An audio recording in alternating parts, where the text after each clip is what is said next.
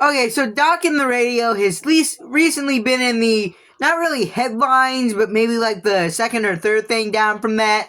But it's kind of a slow week, so he's in the news. But who is Doc on the Radio? Well, I'm going to give you a brief little rundown of who this guy is. Doc on the Radio started back in around 2018, just generally posting clips and little meme stuff on his channel. Nothing really specific, but it garnered him like a few hundred subs, I think, at the time. And he had a Discord server. There's no more information needed. You just need to know there is a Discord server for right now. Anyways, after this, he would kind of focus his clip and meme making on a specific community, being the commentary community. This garnered him a little bit of a little bit of an audience from the RFC community, Augie RFC, and Nicholas Diorio. Specifically his all-ending videos, where he'd kind of take a YouTuber and like jokingly come up with, oh, what are they going to be doing in 5 years?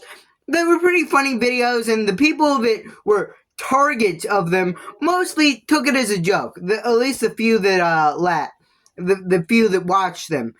Anyways, he would then again evolve from this into becoming a streamer, a content creator of his own, hosting chill game streams. He was in the Glaze, or I believe Blaze SMP. It was back around the time of Storyfire, to really show you how long ago this was. But then he would move into his show called Commentary Bloodsports, of course being a knockoff of the internet Bloodsports. And these were actually pretty popular, raking in a few thousand views per show. These shows commonly included Smaggle Daggle and Aiden Projects, because, you know, he got like 700,000 subscribers, and then he just hangs out with like under 1K subscriber people. But anyways, this got him a little bit of regard, and Doc on the Radio finally passed 1K subscribers. And then he would evolve yet again into Spurgler. This was basically a drama news show, and it kind of became the hub for learning about like smaller community dramas that you wouldn't necessarily hear the big guys talk about, like Augie, Nick Diorio, or even Bulblex. You wouldn't really hear these guys talk about these smaller stories, but Doc was all over him. He'd give you the rundown on his show, and he was pretty funny. He knew how to throw together an entertaining 2-hour program that, again, garnered him respect and admiration from the community. After this would go on for a few more years. He would also do chill game streams, and he was really one of the boys with the RFC community. He was just kind of one of those guys.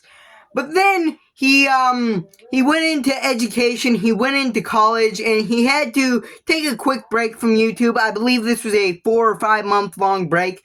But by August of 2022, I believe, 2022 or 2023, or no, I think it was 2022. He had come back yet again, rebooting his show Spurgler, and Toastify, Smaggle Daggle, all of these names were on the show, and he had a couple more big shows. Of course, there was the Just Stop interview that really played a part in really showing how much of a snake that guy was. He was also not really a fundamental part of the destruction of flamenco, but he definitely was a pretty important part of the destruction of flamenco. But after this, after a few more months of running, he finally quit again. This was supposed to be a 2-year-long break where he would again focus on college and school. And you think, hey, the story ends happily. Doc on the Radio does a few streams a year, gets about 150, 200 live viewers, has respect of a few more big YouTubers, and he takes breaks every now and then to focus on his education, maybe happy life, maybe even a happy wife. But the problem with women, alright, is when I don't know how I was gonna segue this one. He groomed a 13-year-old, or not really groomed, but like dated a 13-year-old, like romantically, but not really romantically. But it's a really weird situation, and we're really fighting with half the story on this one. We have Doc admitting to being in some kind of relationship with a 13-year-old while he was 17/18, and then ending it a little after he turned 18. We have him confessing to that. But we don't really know the nature of this relationship. Now, obviously, 17/13 is icky. Like, it's maybe not the grossest thing ever, but it definitely is a little weird, a little gross. And, yeah, it's just a weird situation. This was exposed quite a while ago, too, on a Commentary AIDS clip. If you don't know, Commentary AIDS basically takes little clips from each live stream, kind of out of context a little, and posts it on their channel. Everyone has a good little laugh at it, but this one seems to have taken kind of a serious tone that really has me questioning a few other Commentary AIDS clips, how much severity they have. And the funniest part, too, about this situation is his victim's name was literally Kitten. What?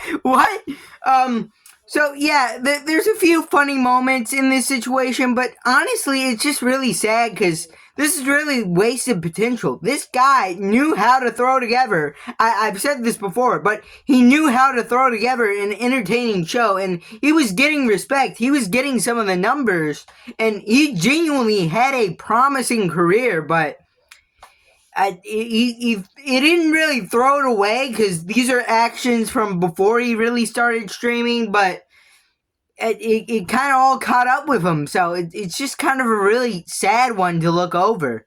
So, yeah, if you like this video, leave a like, subscribe, comment down below, and bye.